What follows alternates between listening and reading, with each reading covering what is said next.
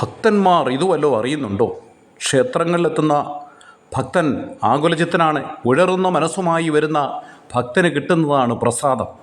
തിരുനെറ്റിയിലണിയുന്ന ഈ പ്രസാദം ചന്ദനമായാലും കരിപ്രസാദമായാലും ഇതെങ്ങനെയാണ് നിർമ്മിക്കുന്നത് വല്ലോ അറിയുന്നുണ്ടോ? കൊട്ടാരക്കര ഗണപതി ക്ഷേത്രത്തിൽ നിന്നുള്ള റിപ്പോർട്ട്.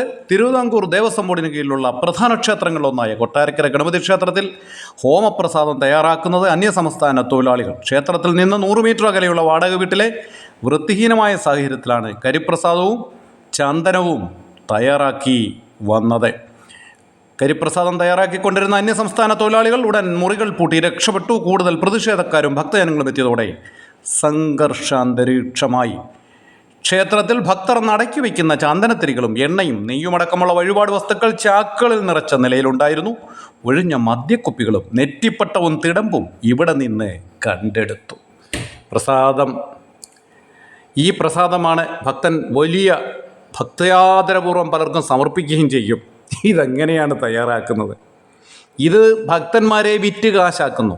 പണം, സ്വർണം, അടങ്ങാത്ത അദമ്യമായ ആർത്തിയായിട്ട് നടക്കുന്ന ഒരു പിടി ക്ഷുദ്രജീവികൾ ക്ഷേത്ര ഭരണങ്ങളൊക്കെ കൈയടക്കി വെച്ച് ഭക്തന്മാരെ പറ്റിച്ചുകൊണ്ടേയിരിക്കുന്നു. ഭക്തൻ പിന്നെയും ചെന്ന് തല വെച്ച് കൊടുക്കും. കഷ്ടമീ കഷ്ടം.